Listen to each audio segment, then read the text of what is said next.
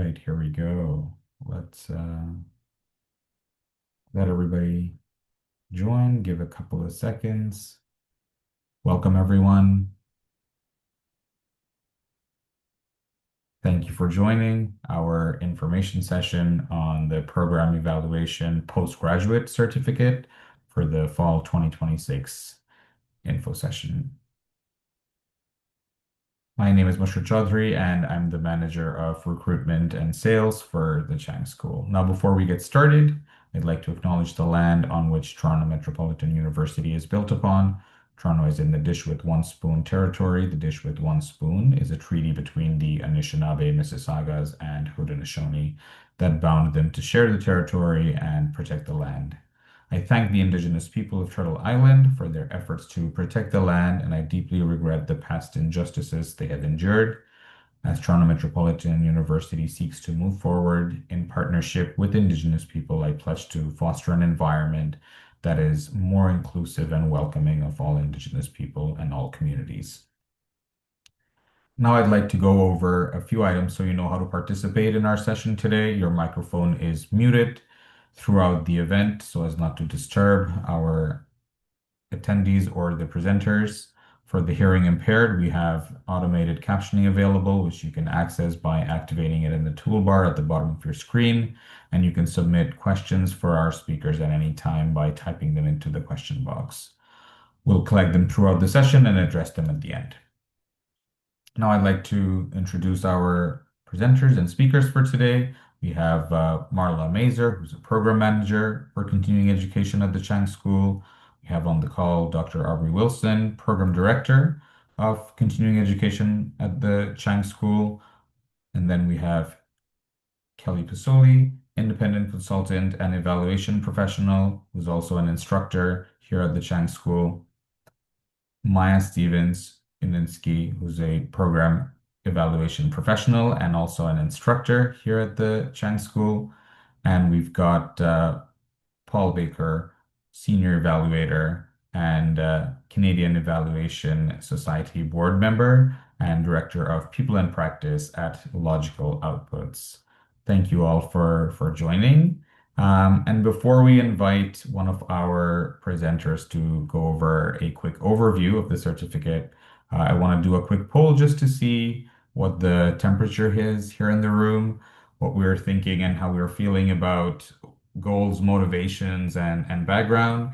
And yeah, if you can take a quick second to answer what motivated you to consider our certificate today, and what is your current level of familiarity with the certificate program, with program evaluation. Um, it just gives us some feedback to our team and also, good information and insight into the audience pool that we have today. So for the first question, we have the options career advancement, career change, skill building for current role, personal interest, and other. And for what is your level of familiarity, you have high, moderate, and low. And here are our results. So skill building for your current role, career advancement, are leading for goals and motivations. And then what is your level of familiarity with the certificate? We have moderate and low. So that's some good information and feedback for all of our viewers and panelists. Thanks for joining and attending the poll. Now I'm going to invite Marla Mazer, our program manager of continuing education, to present a overview of the certificate. Welcome, Marla. Great, thank you.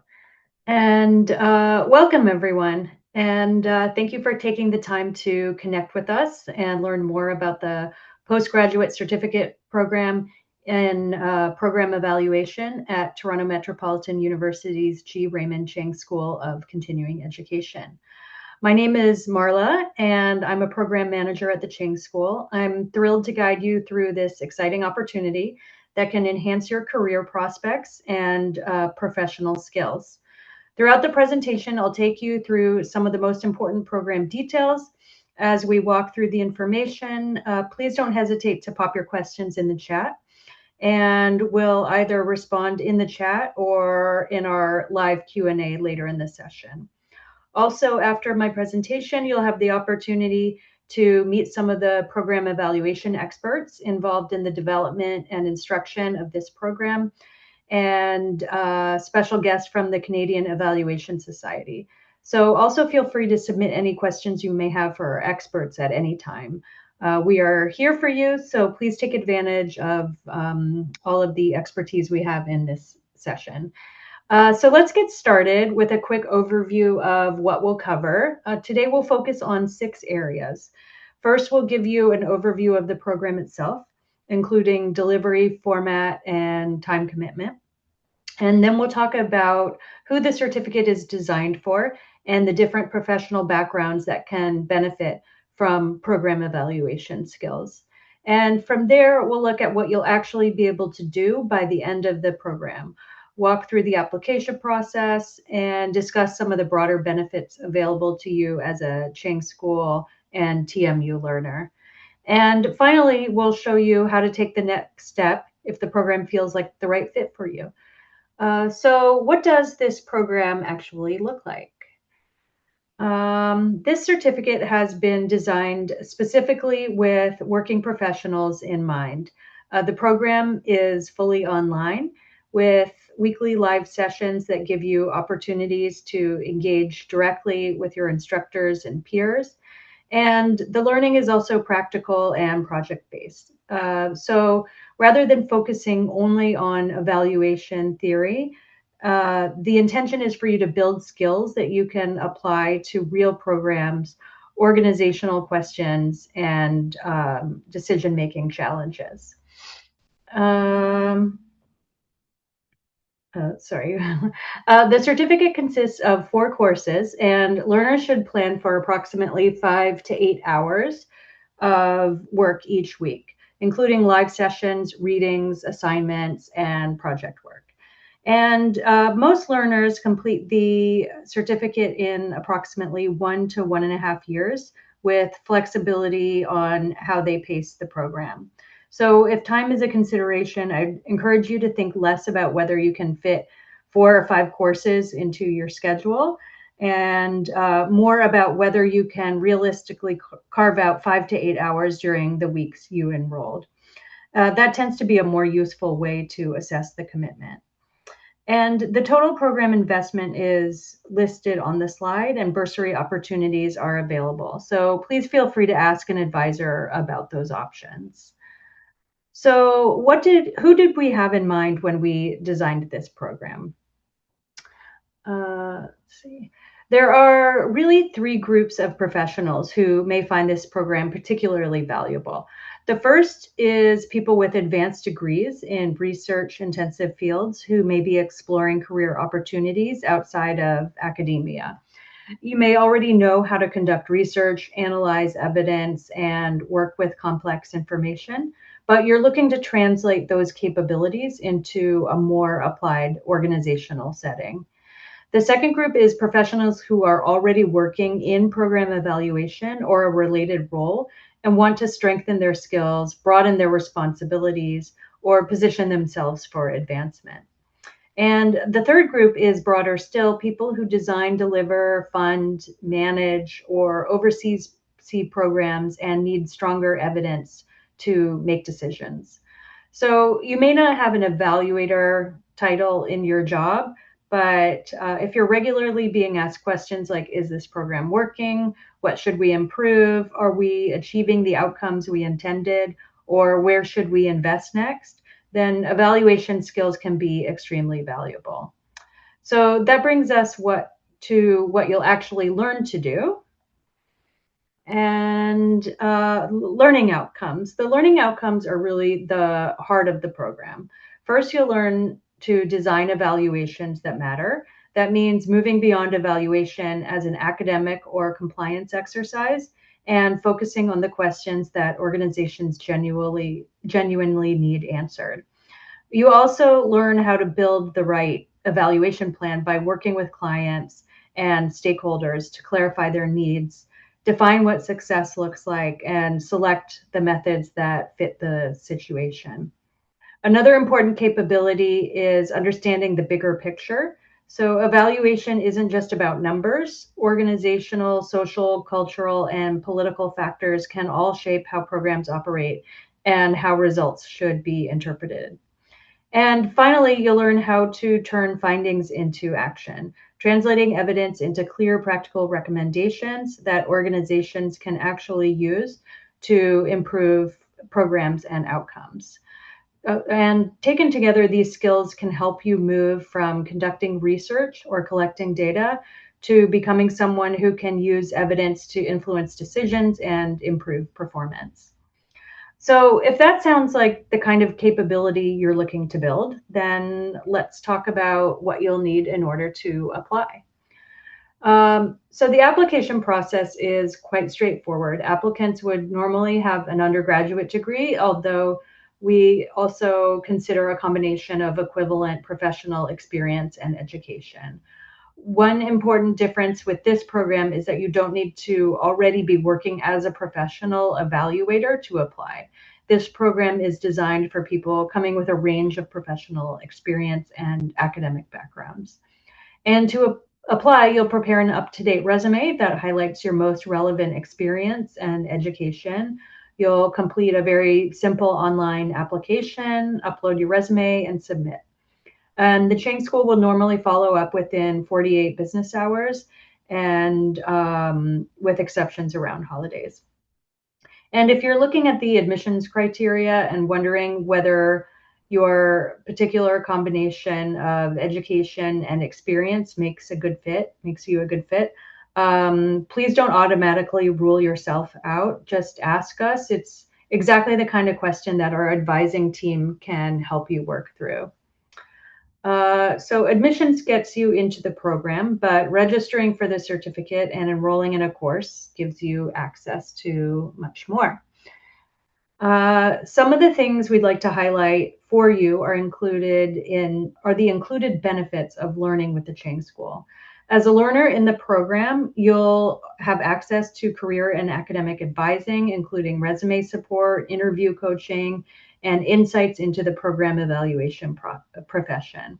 You'll also have the opportunity to build connections with peers and industry, which can be particularly valuable if you're transitioning into evaluation from another field or looking to expand your professional network. One of the distinctive benefits of this certificate is the practical program evaluation toolkit that you'll build along the way. You'll leave with a collection of templates, tools, and resources that you can continue using in your own evaluation work long after the program is complete.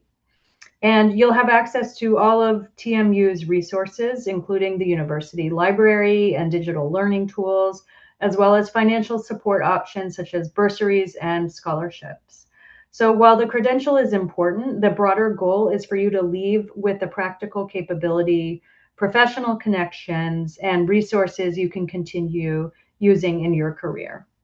So if you're thinking, this sounds like the next step I've been looking for, here's what you can do. If you'd like to move forward, there's a few options. You can visit the Chang School website to learn more about the certificate and begin the application.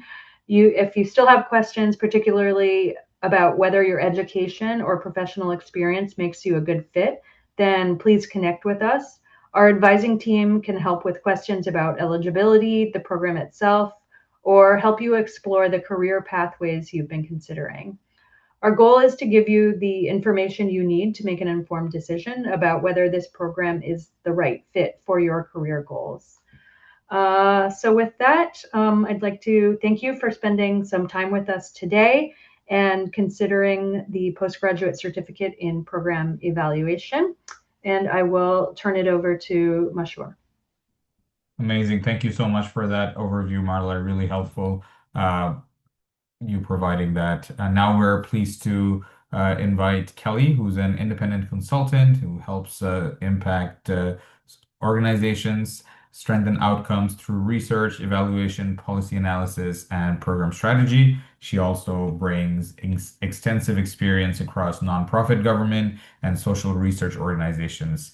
And then she's also helped teach and develop the Applied Research and Program Evaluation course. Welcome, Kelly. Thank you, Mashur, and hi everyone. Really nice to be here tonight with you all. So I'm Kelly Pizzoli. I'm an independent research and evaluation consultant working in the social sector, and I've been working as an independent consultant for about 4 years. Overall, I have a little over 10 years of professional experience in applied research and evaluation. And I've been an instructor in the program evaluation certificate program for the past year. So I have taught 2 courses in the program evaluation sequence, one focused on applied research methods in program evaluation, and one focused on stakeholders in the evaluation process. And I was really drawn to the idea of teaching these courses because I think they're filling a really important need, helping people who are interested in or wanting to build their skills in this field really gain foundational and practical skills in program evaluation while also staying on top of the more cutting edge tools and approaches that we're seeing emerge in the field. For myself, I actually haven't done a lot of formal education or training specific to program evaluation, so I've actually found it a great way to refresh my knowledge, to make sure that I'm staying up to date on trends in the field, and also getting to share insights from my hands-on experience in this area with learners in the courses. And I think the program does a really great job of helping learners build expertise in areas that I see as really important and timely topics in my own work. The use of AI in evaluation being a big one that I'm sure is top of mind for everyone. Data ethics, arts-based approaches to evaluation are just some examples.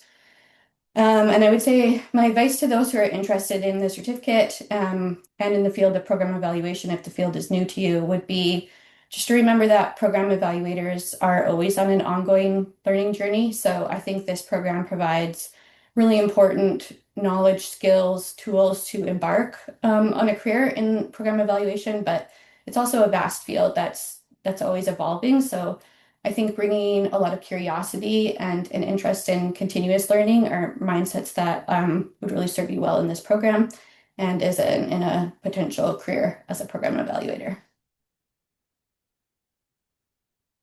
Back to you, Mashur. Thank you. Love it. No, thank you so much, Kelly, for your insight and the trends that you're seeing and you're talking about. And I totally agree about the program doing a good job about providing expertise in those sectors. Thank you so much.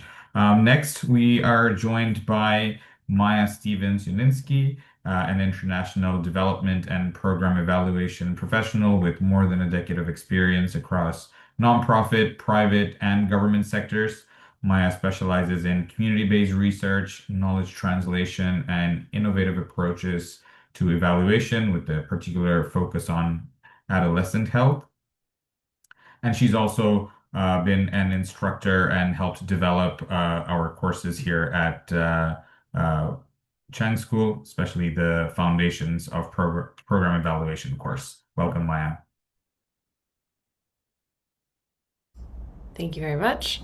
So thanks for that introduction. It's so nice to see that there's quite a few people here asking questions. So I'll just build on that introduction of myself. As he said, my name is Maya. I'm teaching the Foundations of Program Evaluation course. I do have a background in global health and international development, and I got my start on evaluation working in international health interventions. So my educational background is a master's in public health and a PhD in global health, but a lot of the research and work was around data collection methodologies and methods and how we think about what communities want and what success looks like. So it was a really easy and organic transition for me into evaluation. And I do feel really passionately about the growth of evaluation and the field of evaluation. So it was really exciting to be offered the opportunity to design and deliver the Foundations course. And what I really wanted to do was build a class that gave students the building blocks to be able to create strong and accessible interventions, but also equitable interventions, and not just the blocks that are used most frequently, but also the capacity to think critically about evaluation in ways that they can independently choose to continue growing and expanding on it. Do you know what they say? Like, you have to learn the scales before you can write the symphony. And I think that's sort of the strategy we want to take. And I agree with Kelly very much that this course is such a great way for me to stay on top of things in the field and like keep my hand in on what's coming up and what I want to talk about. But that said, I also think we are generally entering an era where more and more people are acknowledging the importance of evaluation. But at the same time, many of those people are still learning exactly what it is. And so that gives us an opportunity to push for the development of a more equitable and dynamic, but also I think standardized quality of service delivery. And that's a really great opportunity for us in the program and the students who come to learn with us to build on that practice. So I think we're seeing a lot more actionable evaluation where we're like monitoring and we're learning in real time and making continuous improvement in programs. And I think people are using that language and working really hard to build on it rather than just evaluating something at the end. And we're looking at more and more people in sectors who are interested in doing evaluation for learning and growth in order to improve their outcomes, not just because a donor report requires it or they want to write an impact report. And so I really hope we keep going in the direction of sort of learning from our failures as well as our successes and building on them. And I think I see this influx of students and the growth of this program as both a signal of that and as a strategy to keep doing it.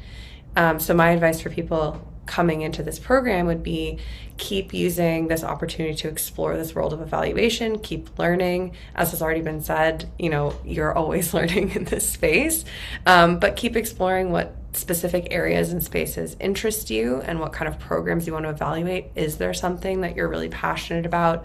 Maybe an area where you already have some subject matter expertise or knowledge, and just keep developing those hard skills, many of which are on offer here. So there's a lot of transferable skills that both build into evaluation and come out of it. So working on building those things that are like most exciting and interesting to you.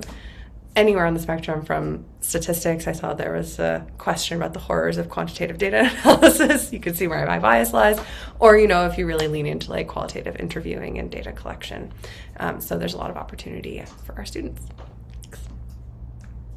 I love that. Thank you so much for sharing that and sharing your insights. It's always good to be curious so that you can explore and find your passion. So I love that. And always good to have people who are in tune with the evolving world of evaluation. So, thank you to both of you for joining. Now, finally, we have Paul Bakker, who's a senior evaluator and currently now director of people with Logical Outcomes, and then founder and lead consultant of Social Impact Square, and a member of the board of directors for the Canadian Evaluation Society. Paul has worked in evaluation and impact measurement since 2008 across nonprofit, social enterprise, and government organization, and joins us today to share a broader perspective of the evaluation profession. Thank you so much for joining, Paul. Thank you. Really appreciate the opportunity to be here. I'm here for, to represent a couple perspectives. One, am an industry professional, as I'm sure noted, been doing evaluation consulting since 2008. So it's been a great journey, and like others, I had a specialization. It wasn't like the course. It was this, but I took a few courses in addition to my other degree to get a specialization in program evaluation, which led me to the career, which I've loved for many years. Other positions is my roles with the Canadian Evaluation Society, which is the professional society for evaluators. And we like to say you don't have to be a professional evaluator to get value out of it, for joining and getting your journey towards doing evaluation in a higher quality, more professional way. And so I'm on the board. I'm also on their credentialing review board and a credentialed evaluator. So if you're starting out in this field you want to pay attention to the Canadian competencies for evaluation and maybe progressing towards that credential somewhere down the line. This would be a great start towards that. Emerging trends. So did just go to our annual conference a couple months ago. Definitely AI and how that is playing into evaluation work is an emerging trend for sure. But I'm glad to hear that the thoughts around doing culturally responsible and equitable evaluation has been part of what you're going to be trained.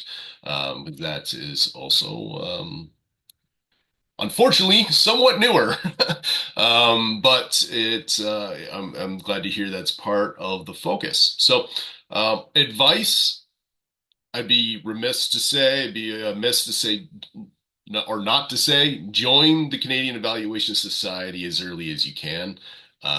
It opens up networking opportunities to people doing evaluation in the work, both colleagues.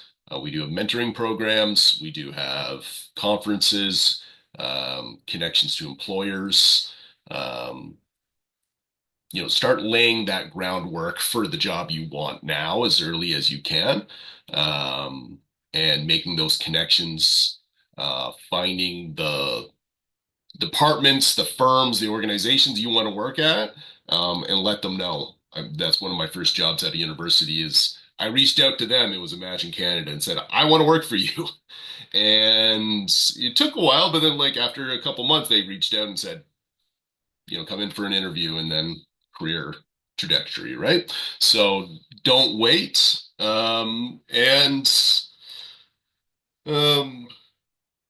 Yeah, the couple of things that I learned that university courses and evaluation didn't teach, and there's limited huge perks if you can learn about project management and learning how to write for business rather than for academia. I got in, my bosses told me I don't know how to write. I was like, I want awards. They're like, that's for journal articles. We don't want a journal article. Executive directors don't want a journal article. So that'd be my advice.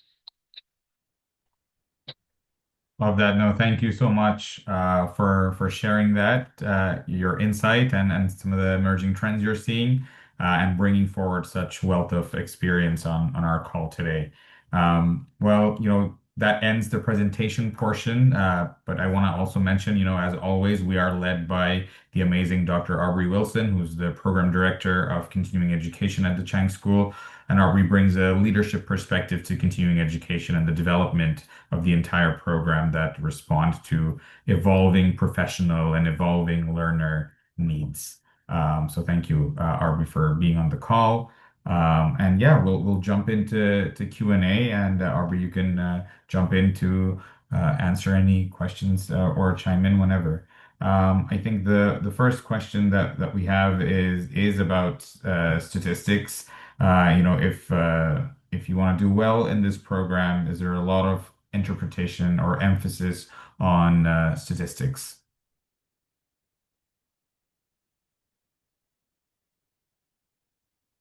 I don't know, Aubrey, if you want to maybe start with that. Sure. Thanks, Yeah. Sure. I'll definitely kick this one off. So I think that really, thank you to all of our speakers who are joining us tonight, and thanks for taking some time out of your evening to join us if you're learning about program evaluation. So I think that the interesting thing about the program evaluation program that we're offering at the Chang School is it was really meant to cater to people who of all different learning levels. So we don't expect you to have deep subject matter expertise in statistics when you're joining the program. We understand that we might have people who have backgrounds in research intensive fields. You may have, dealt with statistics a lot in your research degree, or you might not have. So we're not making you a statistics or a data expert, but we are teaching you how to work with data. And I think I'll let some of the instructors talk about to the level we go to in their courses. So there is some work with statistics, but it's not going to be a deep dive like you would expect to get on a graduate degree level. But you will be able to work with data. You'll be able to work with data ethically and responsibly. Data ethics is one of those, and integrity are one of the things that we cover in the program. And actually, to your point, Paul, we really try to emphasize the practicality. That you might not be, or in the business aspects that might not be incorporated into perhaps degree programs that are training you from a more academic perspective. We do try to take a focused lens that really prepares you to work in industry across different types of organizations. And so we do incorporate different levels of project management types of tools, teaching you how to write for a more business or nonprofit environment versus an academic environment. But I'll let Maya and Kelly jump in on this question too. I can start if you want, Kelly, just because I'm the first one, the foundations one. We do not have any statistics. It's a very easy answer. There is not a lot of data analysis. We more work on what's the structure you would build as you go around collecting data and what might come next as you maybe have it, like analysis styles and strategies, but we don't dive into actually doing it. We just build the structure that you would operate within. And I think in a lot of spaces where you do evaluation, there's different expertises and experts who are participating in it. So not everyone needs to have every hard skill set. And then, yeah, I'll pass that on to Kelly. So in one of the later courses in the sequence, the 6261, which is Applied Research Methods and Program Evaluation, there is a week on quantitative research, but it's quite a sort of foundational introduction to some basic statistical concepts. You do get to work a little bit with a small data set generating some descriptive statistics, but definitely no sort of prior expertise or knowledge around stats required. I have made an effort in that course also, if folks want to continue to build their knowledge and expertise specifically in this area, to provide links and recommendations to other resources and training opportunities if that does turn out to be an area that you want to specialize and deepen your knowledge. Awesome. Thank you for that. And I also saw another similar question in the chat where Morgan is asking if it's recommended to develop subject matter expertise before pursuing the certificate like this in program evaluation. And the answer by Maya is great. So it is that there's a lot of space for both. You definitely don't need to already be an expert to join us and flourish, right? So you can find that area and flexibility. Okay, next question. Kelly, while I have you, can stay with you because the next question is would you recommend, Kelly, would you recommend specializing in particular sector or developing broad evaluation experience first? So very similar to that question, but yeah, if you could tell us your thoughts. This may be an unsatisfying answer, but I think there are advantages and drawbacks to both. I think that specializing in a particular sector is really helpful because just having that contextual knowledge about how a sector or program area works can really help with designing evaluations that are relevant, that are meaningful, that are useful. But at the same time, for myself, I work in multiple sectors, and I've found that working on evaluations in different sectors is also really helpful for like challenging your thinking, for staying flexible, I guess, and learning how to apply evaluation tools and methods and approaches in different contexts. So I think it's really important for learning, and I find it also at this stage also like being able to draw connections or insights from across different sectors is just really helpful for keeping my evaluative thinking sharp. But yeah, I don't think there's one right answer there. I think some of it also depends on what kinds of roles you feel tied to.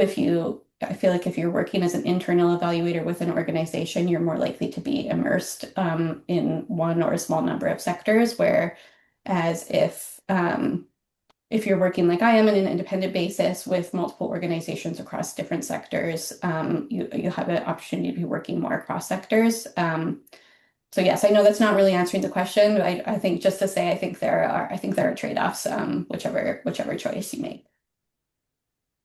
No, that's a brilliant answer. Thank you. Thanks for sharing that. I know, and then another question that was in the chat from Rachel, which was, I work in social purpose nonprofit space. Will this be applicable to that sector or more academic private sector focused? And Paul gave a great answer where, he did let us know that they focus on nonprofit sector at this company, Logical Outcomes. And then the next question, maybe Paul, I'll start with you on this one. What skills do employers typically look for when hiring an entry-level evaluator? Yes, so we do want to know that you know the foundation. So having the training in a course like this is important. Beyond that, that you have degrees that in research and evaluation is important. We're going to assume you have good skills, but it's like what are you kind of what they need in that moment, and what if it's your specialty can really help. I, for instance, was very good at stats, and they needed someone in that moment that was good at stats. So I was able to get hired. But in other moments, they might need someone that's really good at qualitative analysis. And that's so like finding something that's you're like, this is what I'm really good at. There's if you do look at the competencies, there's a lot. What's the thing you're going to be really good at? And we are at a good opportunity where the people entering the field, when things are changing a lot with AI, they could know more. So you have an opportunity to know more than the people that have been doing it for a long time. So developing those cutting edge skills is going to be very beneficial to you. Love that. Thank you. Anyone else, anything to add on that? I would add the importance of communication skills. And Paul, correct me if I'm wrong, but I think that's an area in the CES competencies. Definitely Yeah. interpersonal skills. Yeah. Yeah, and that's in my previous role when we often hired entry-level roles for evaluation. That was something that we really looked for was especially just being able to clearly communicate ideas, written and spoken, because evaluation can be really complex. It can be a bit jargony, and I think the skill of being able to talk about evaluation really clearly for a range of different audiences is also a really important skill. Amazing. Thank you so much for adding that, Kelly. Okay, next question is from Madhumita. Thank you for your question. Is hi, I wish to work in Indigenous affairs and indigenization efforts. I have academic knowledge, no hands-on experience. Will this program be useful? What other credential, if any, should I pursue alongside? Aubrey, do you want to kick this one off? Yeah, thanks, Mashur. I think that this would be, even if you have you have academic knowledge, you have no hands-on experience, I do think it would be useful because we do have a significant component built into some of the courses that talk specifically about Indigenous affairs, and then how you would approach different groups when you're working with either clients or you're working with your stakeholders and the people who are a part of the evaluation. So I do think that the program would be useful from that perspective. In terms of other credentials that you could pursue alongside, I'm going to leave that up to the rest of the panelists to determine if they're familiar with any. I'm not personally familiar with any, but that's such a great question that we could potentially look into. So if you reach out to the school, I'm sure that, and I'm sure at the end of the presentation, I'm sure we could provide more information for you on that. Yeah, definitely. I can reach out with some information on that. Thank you. Thanks, Aubrey. Okay, next question is, it's from Morgan. Thank you, Morgan. Can you speak to the future of program evaluation? I know Maya mentioned that it's a growing field, and I've also heard that there is an increasing interest from stakeholders in accountability, impact measurement, etc. Can you speak more to this and maybe suggest a few areas that are opening up in the field? So yeah, Maya, maybe you can kick things off about the growing field, and then everybody else can chime in a little bit on this. Yeah, I mean, I will say that there's a context specificity to that. Of course, like I was originally a global health evaluator, and the demand there has sort of gone perhaps downhill because of the way funding changes a little bit. So there is a lot of dynamics within that, but I would say on like a broad, sweeping scale that there's more of an appreciation for the understanding of what kind of knowledge evaluation can give you about your programs and your interventions, their long-term outcomes and impacts, and that is true on like not just horizontally but also vertically, right? So internally thinking about things like cost efficiency, being able to report to donors how you're spending your money, but also on your impact on the communities that you work with, on individuals, looking outwards at external stakeholders, looking inwards at the people that work at your organization, trying to prove impact that you can in the future to get interventions. Like all of these are really practicable common uses for someone with an evaluation skill set. And it's not that they've never existed before. I think it's just much more that there is, as you said, an increasing interest from stakeholders in being able to have the data on hand and use it right. And when they're writing an impact report, not just sort of saying, well, we've touched 12 lives, but instead being able to unpack what it actually means to create improvements in communities, who's interpreting that, who can use those findings, and why and how. And that's integrating, from my perspective, a lot with the movement for more equity and accountability towards different communities as well. So being able to sort of put down in hard data, this is the changes that are happening. And so I think that the future is bright, right? Like there are going to be more opportunities for it. But I also think that there's a future in which we as program evaluators are responsible for guiding it in the right direction, or what we would, I hope, interpret as the right direction, right? Like there, as with any growing field, there's a lot of room for people to just do it their own way. And not to say that there is currently a right way, but I think one thing that this program provides is thinking about how communities, equity, different approaches fit into evaluation and sort of ensure that you're not saying that there's just one right answer. So for me, the future of program evaluation is saying, well, we need to maybe keep rethinking what it looks like, and bring new approaches and new thought to it. So that's sort of what we try to talk about a little bit in the foundations class. I'd just add another growing area is impact investing, social Mm. enterprise. The business that's also trying to have a positive social impact is a growing area for impact measurement and evaluation. I would just, yeah, I would really just build on that, and underscore what Maya shared about. I feel like there's more and more an increasing recognition that a lot of the ways that in the social sector, like we currently track and measure what's happening, is not actually contributing to learning about change for people's lives and actual outcomes. So I do think that there's a greater recognition of the importance of evaluation for understanding whether programs, funded by governments, delivered by nonprofits, if they are actually creating the changes that they hope to be making. And I think that there's, yeah, such an important role for evaluators to help fill that gap, but as Maya said, also to help shape the approaches that we use to fill that gap in ways that are equitable and accountable to community.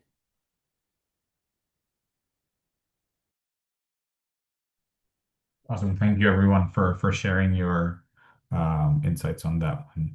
Okay, next question. I know we're almost at time, so we'll get to these last two really quickly. One is the website mentions courses having experiential learning component. Is there any opportunity for concrete experience that can transfer to a resume?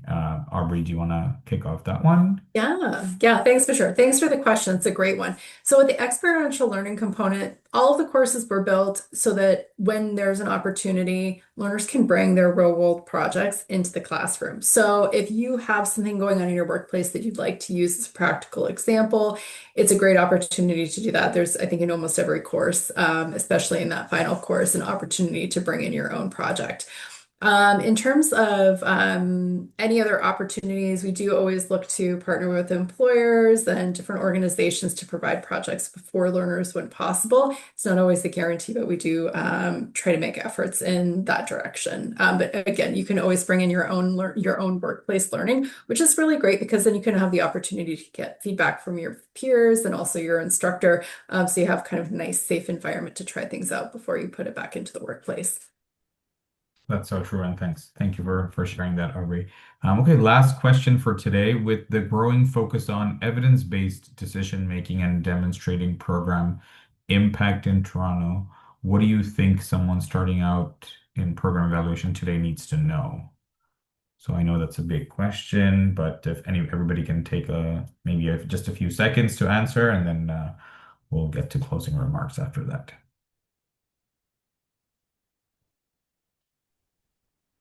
Yeah, Paul, you can kick it off. Yeah, it was hard to think, but I think when I see Toronto and to some of the other panelists, their focus on equity is going to serve you well about measuring impact in Toronto. Awesome. Anything else anyone wants to add to that? Yeah, I think that, well, I mean, I think it's probably bigger than Toronto in general. I think in Canada as a whole, as we start out, as you start out in program evaluation, I think that the consideration needs to be on, as Paul said, like the focus on diversity and equity in our country and acknowledging in any context that you're working in that there are a diversity of people whose positions and needs and rights are being represented no matter what you're evaluating, be it a program that's implemented, be it something internal to a company. There's always a range and a diversity of people whose needs and outcomes should try to be represented through your evaluation.